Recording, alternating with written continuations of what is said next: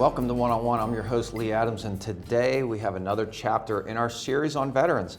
We have a couple of series going on right now, local authors and veterans, and today I'm just so excited to have some of the real special guests we have here today. Our first guest is the founder and the executive director of the Veterans Breakfast Club, Mr. Todd DePastino. Todd, it's great to have you. Thank you for having me. And Todd, tell us where you grew up. Where do you come from? What your family, all about your family. I grew up in Mount Lebanon, from Mount Lebanon originally. So South Hills guy. South Hills guy, and I live there today. And I have two daughters, and one's in high school, one's in college, and my wife teaches in Mount Lebanon School District. So Really? yeah. Teaches what? Teaches English. So she's always correcting my grammar. That's what I was just going to ask you that. I mean, you beat me to the punch because that has happened to me in my day. I went to Penn Hills High School, and I don't know if it was esteemed as Mount Lebanon High School, but the grammar was always checked, so that still happens today. Oh, it absolutely still happens And in our household. And your kids? Yo, who and whom, you got to use them correctly. Is that the big one, or is there some other? That's one big of many. One of many? Yeah. One of many.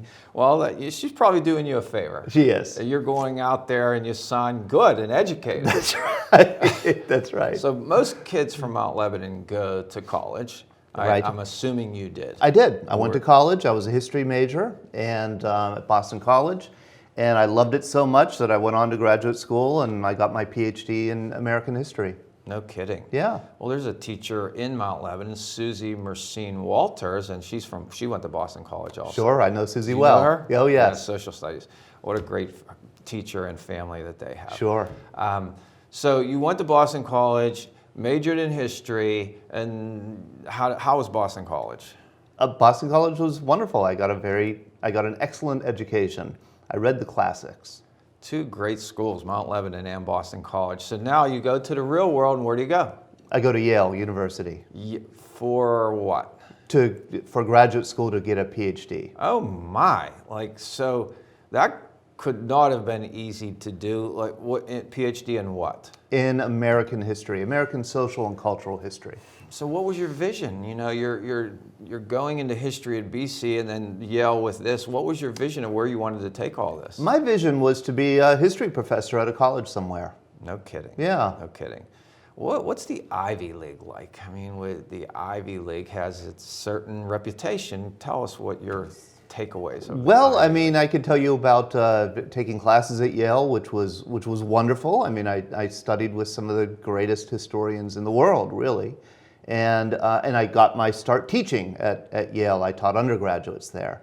And the undergraduates were fantastic, and they were able to absorb a lot of information. You hit them hard with the reading, had them do a lot of writing, and they were pretty darn impressive, I have to say. So mainly history, you've been dealing with history. Yes. Yeah. And there's a lot that you can throw at somebody with history. Sure. And so you had them write like essays? Sure. Oh, yes. And you really have to know what you're doing because you can't fake those. Well, you know, I always did feel like I was faking my way through it. I mean, I was, 24 years old or 23 years old when I started teaching.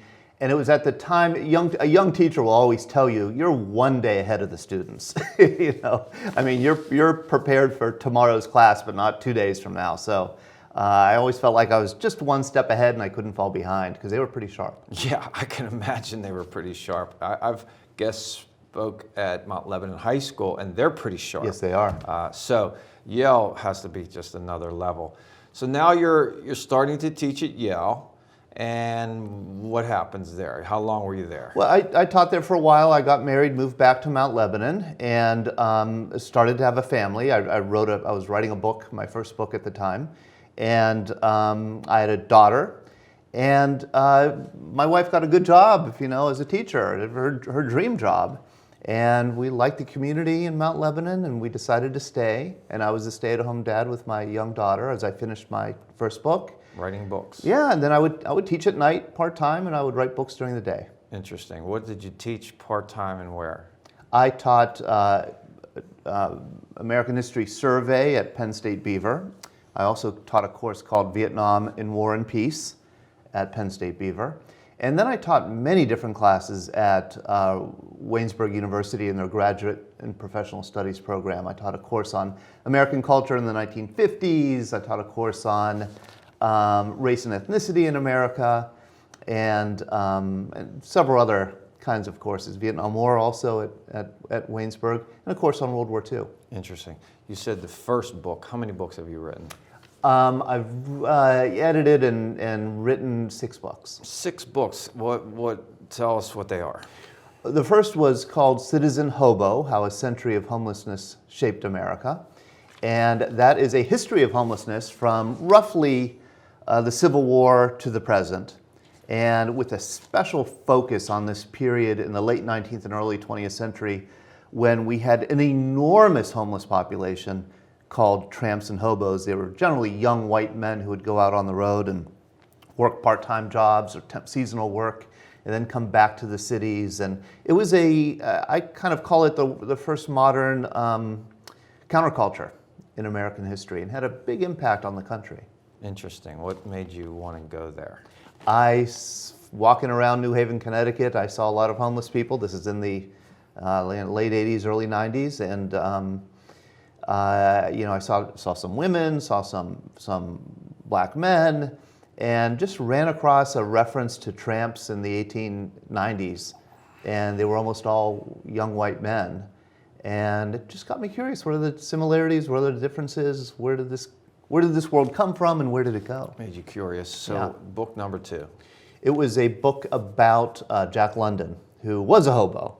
And it was a reissue with an extended introduction and kind of analysis of a book called The Road that Jack London wrote, a series of articles he wrote for Cosmopolitan magazine about his years as a hobo from age 16 to age 18.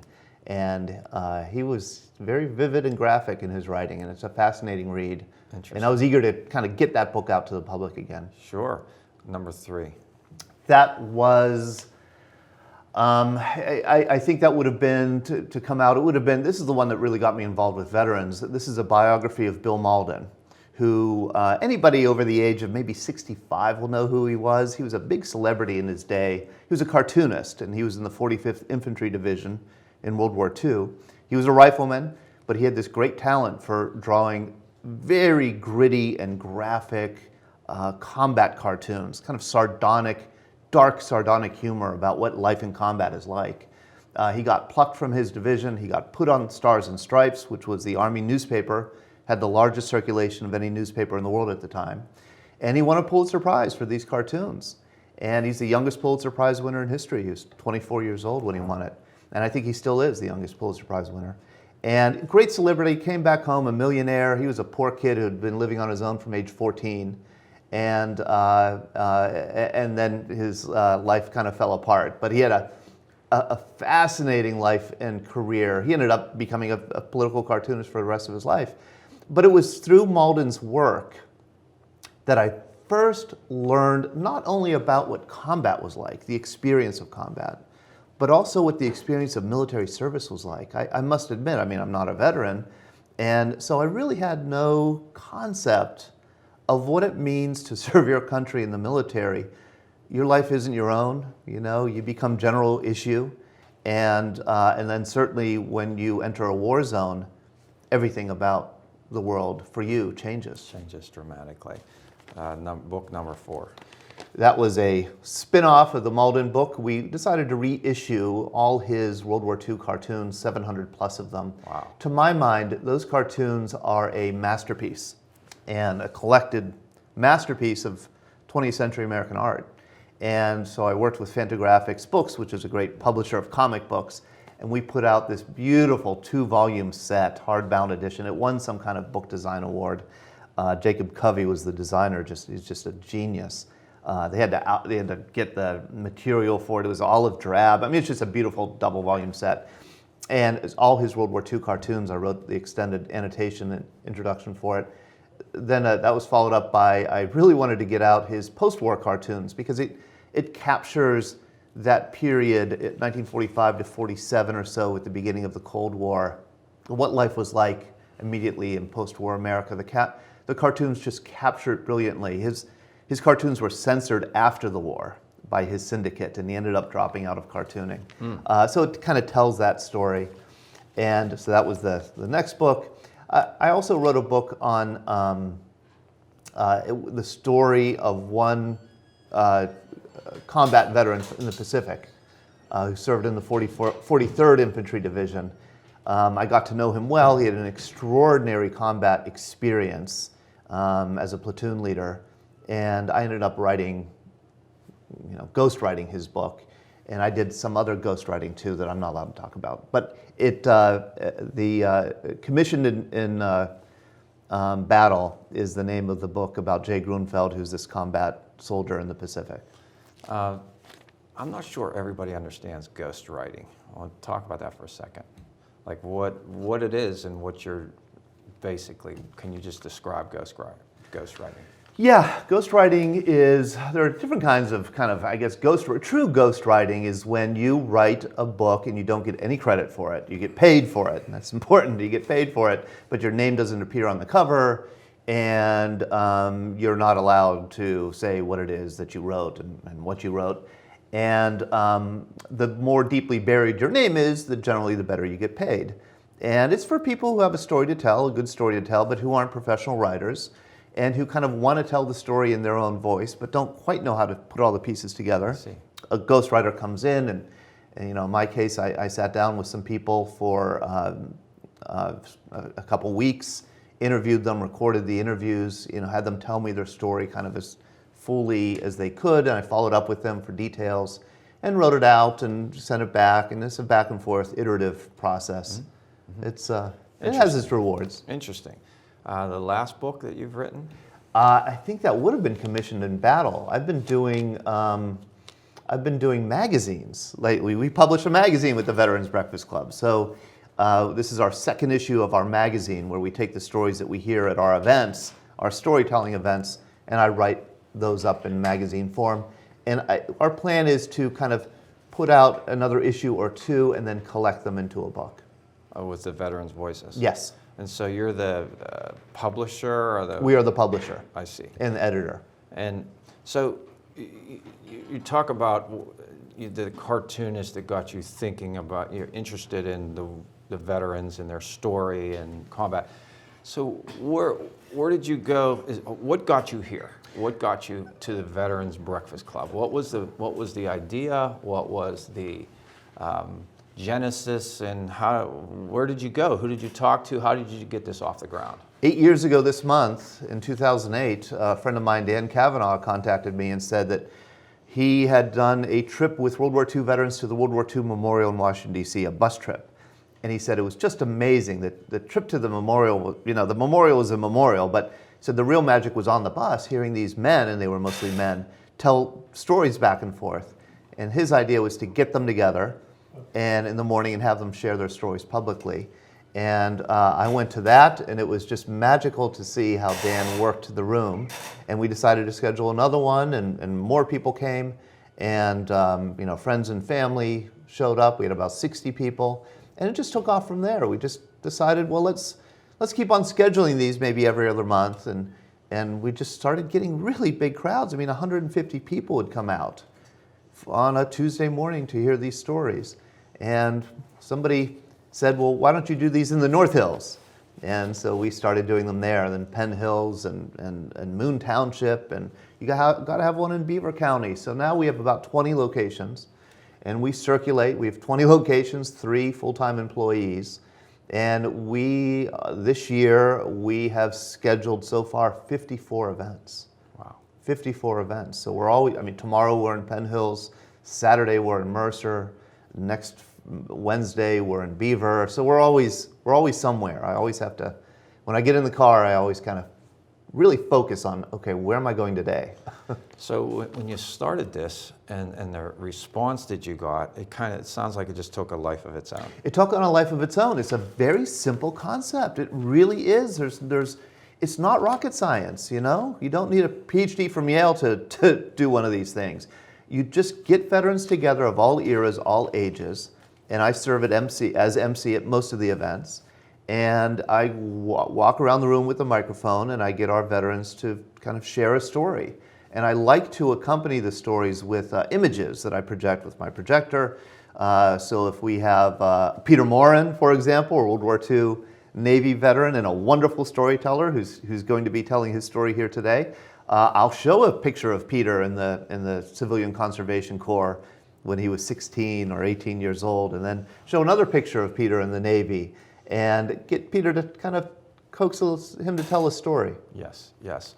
So you start this, it starts to really blossom, and now you need some more help, I'm guessing. Yes, volunteers just stepped forward to help. We have a small and very dedicated team of volunteers who work, we have volunteers who work 30 hours a week on this project. And they come to our events, they help with the name badges, they help collect money and give change. They help work with our treasurer, our board of directors to oversee the books and the accounts, and then we have a very dedicated, great board. We do an annual gala to raise money. We do an appeal letter. We get some grants, and we have sponsors for our events, and that has allowed us to start hiring people. And now we have, as I said, 3 full-time employees, 1 part-time employee, and 4 years ago, we made the critical decision to systematically record these events, record the stories. So we have a professional media producer who comes in, takes photographs, often video, and then also records professionally all the stories that are told. And we edit these stories and we release them through social media and through our website and other platforms. Before the show we were talking, and what it says here on your little brochure is every veteran has a story, what's yours? Yeah. And that just strikes me, because over 20 years ago, when I decided to take on this talk show, this television talk show, that was my premise. Yeah. I believe we all have a story to tell.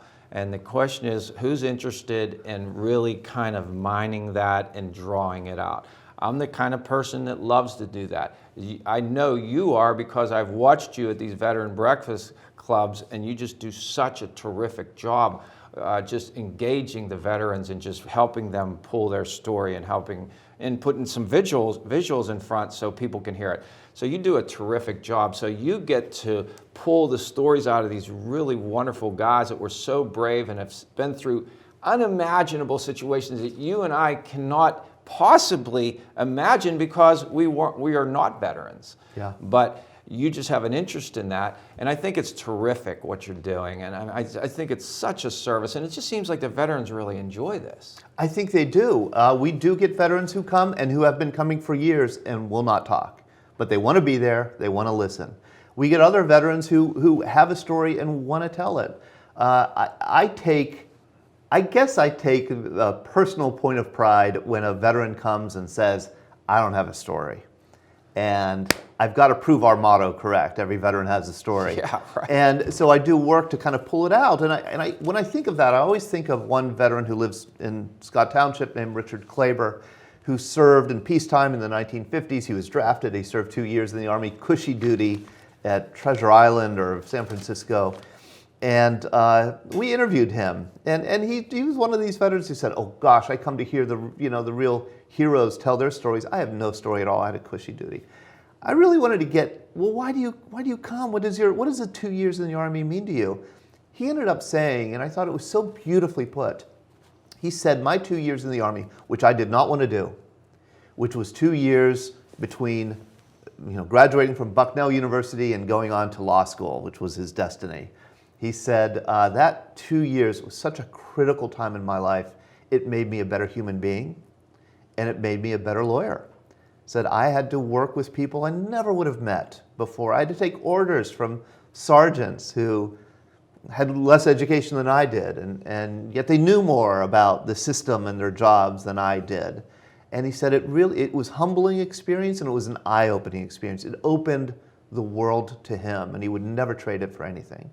We get so many veterans like that who had to kind of be dragged into the service, and who came out and are now older, and they look back and they realize it was such a formative time of their lives. And there's a guy saying, I don't have a story, but it's so obvious that he does. He does. It's a great story. He does. And you pull it out. And I think that's what makes this special, because when I at the breakfast that I was at, I spoke to several veterans, and many of them, and well, not many of them, a few of them said, well, I wasn't at D-Day, and I don't have all the glitz. I was just in an office doing something. Right. And but yet, the longer you talk to them, the more you hear that, yes, they do have a story, because we all do. Every single person on this planet has a story. Right. And some of us don't think we do, but we do. And I know you know that, and I know that. And that's why you do what you do. That's why I do what I do. Right. And so it's really terrific, especially these folks, because I think I was talking to our producer Glenn prior to this show, and he was saying that when he grew up,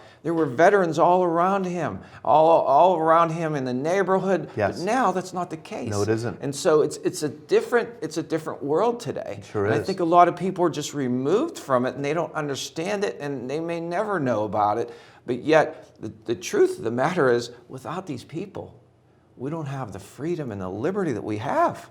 Right. The wonderful freedom and liberty, and you know that, and that's why I have so much respect for them, and I know you do, because I could tell when you were talking to them how much respect you have, and you take it to another level. You're putting your entire world into this, because you're running all over Pittsburgh, surrounding Pittsburgh, Metro Pittsburgh, engaging these people, and I think it's just doing such a great service to them. What you said is so important and so true, that today, 0.5% serve in our military. It's the smallest percentage since 1938. Over the past 15 years, we fought 2 wars. One is the longest war in our history, in Afghanistan and Iraq. And it's our first extended wars that we fought without a draft. So we have an all-volunteer military. And this year, our new hire, named a young Army veteran named Nick Grimes, he's 31 years old. He did 2 tours in Afghanistan. His challenge has been, and he's been superb at it, doing what we do in the morning programs, but in the evening. Getting the young veterans out, with old veterans and community members out at Spoonwood Brewery or another location, at a bar, at a club, at night, but with the recording and with the microphones, and having these programs in the evening. And we always wondered, would it work with the young vets? Would it work with the 30-year-old Navy veteran? And it turns out it does. They have to be coaxed into telling their stories. But I think it's more important than ever that we civilians listen to these stories, because the people in the military are increasingly feeling kind of a separate and distinct demographic, separate from the civilian world. And there is a growing civilian-military gap, and it's serious and it's real. And I think this kind of storytelling can help bridge that gap. But we have to listen.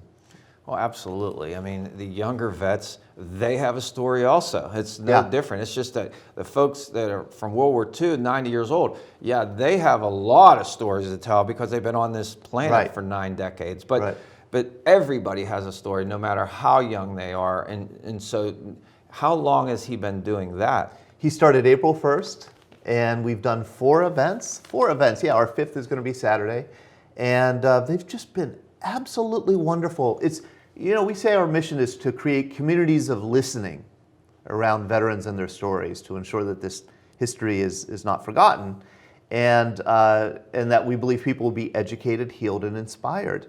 And you could see it happening at the events. You could see it healing taking place with veterans, some of them young, some of them old, sharing stories that they had never shared before. And people afterwards coming up and giving them a hug or a handshake and thanking them for sharing the story. And then you could see the community connections taking place. People who previously didn't know each other coming together around these stories and looking forward to seeing each other again. It's hard to express in words how magical these events can be.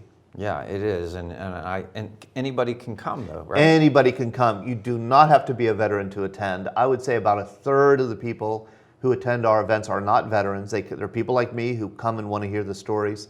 We tend to get about between 50 and 200 people at our events, and we have them all over, and we have them all the time. And our fall schedule is posted on our website, and we send out newsletters. And so everybody's welcome. I would encourage anybody to come out, and it doesn't cost anything unless you want to eat. You pay $12 for breakfast if you want to eat. If you don't want to eat, it's free. You could enjoy a 90-minute program, and it's just, I guarantee you, you will hear some fascinating stories that you won't forget. Yeah, it's so terrific. What a great service this is to our vets, and they really deserve it. So, what are some of the challenges in doing this for you? What are some of the challenges? The challenges are many. I mean, the challenges are breaking into a new area is always difficult without partners in the community. So for example, we had a breakfast for the first time in Johnstown, PA. We're always trying to kind of expand our orbit a bit. And that was a real success because we had a great, very strong set of partners in Johnstown, and who helped Tom Caulfield, who's the director of a veterans organization, veteran service organization, and the local American Legion there. Just was wonderful in bringing out 75 people for a breakfast on July 4th.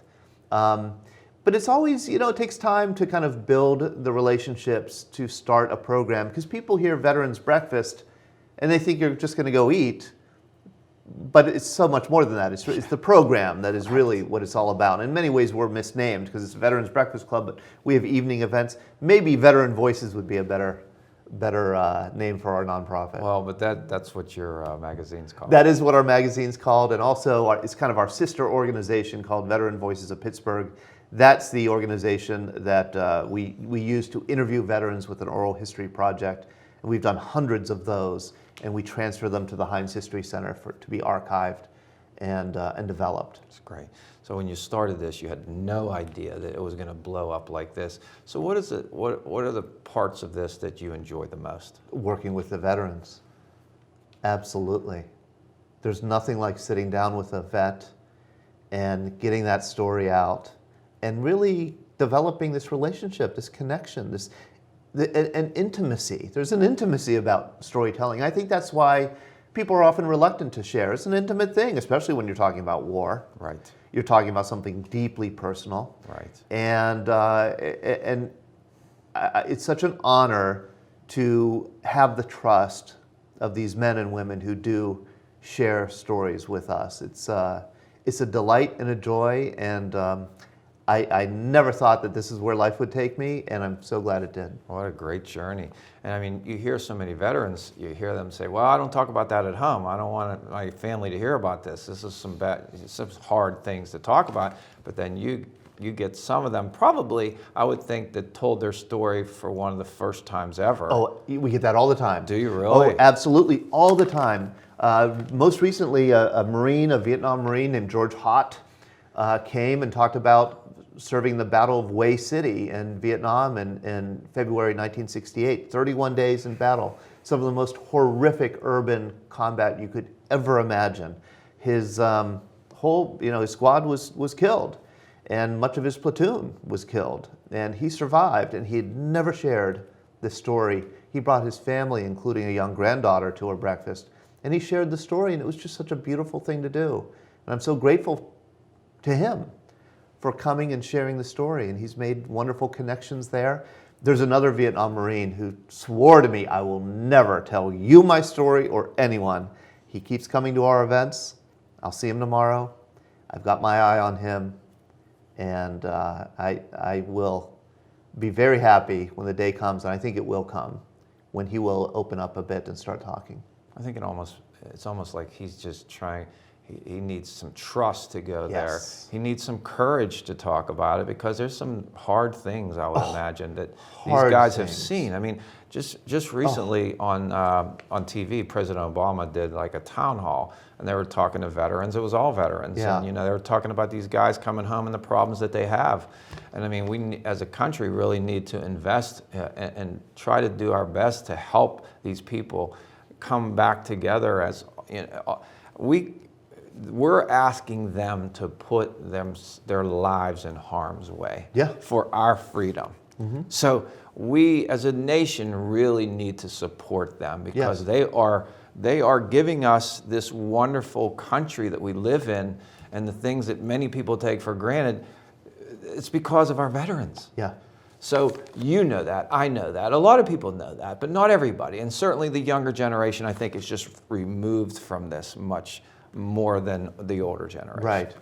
What has surprised me working with veterans is the number of veterans I meet, young veterans especially, who absolutely will tell you and who you can see very clearly that the military experience didn't break them, far from it. It made them strong, it made them smart, it made them civic-minded. They come home and they separate from the military with a strong sense of duty and mission and purpose, and they want to go out in the community and do good work. And it's just inspiring to be around them. There's a lot of energy, a lot of talent, a lot of skill. And I think that's one of the messages that I hear at our events are these people who have experience in the military and even bad combat, they're grateful for it. They're grateful for the experience. They feel that they're better people because of it.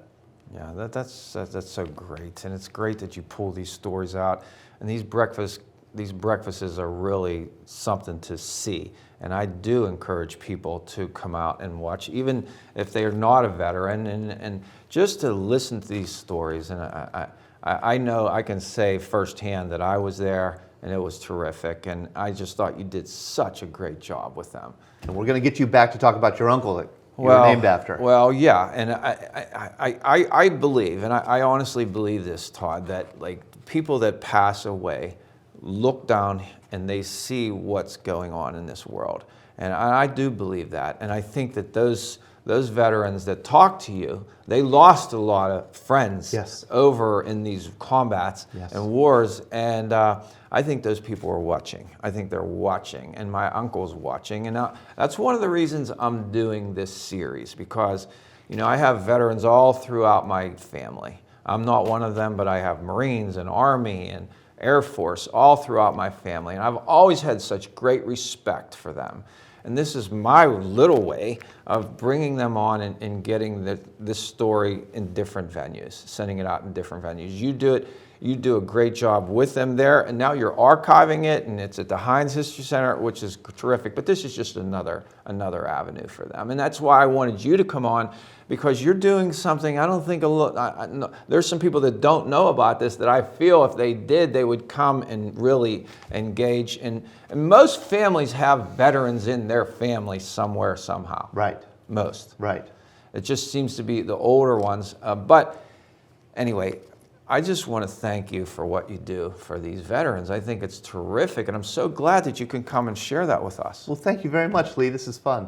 It was. And so if people need to find out where these breakfasts are, where do they go? They can go to 2 places, maybe 3 places.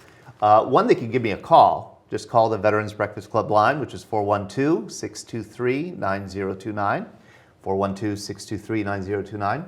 They could also go to our website, veteransbreakfastclub.com, and our schedule is right there on the front page. There's always an event coming up. We have them monthly here in the South Hills, so there's always something around the corner. If you want to ask me more about the Veterans Breakfast Club or get our schedule, you could always email me, Todd, Todd, at veteransbreakfastclub.com. And when they come to the breakfast, they can come up and introduce themselves. Absolutely. To you, right? Oh yeah, sit down at a table. We have a very friendly crowd. Yes. They will make a friend right away. Absolutely, absolutely. Thank you so much for coming. Thank you, today, Lee. Todd.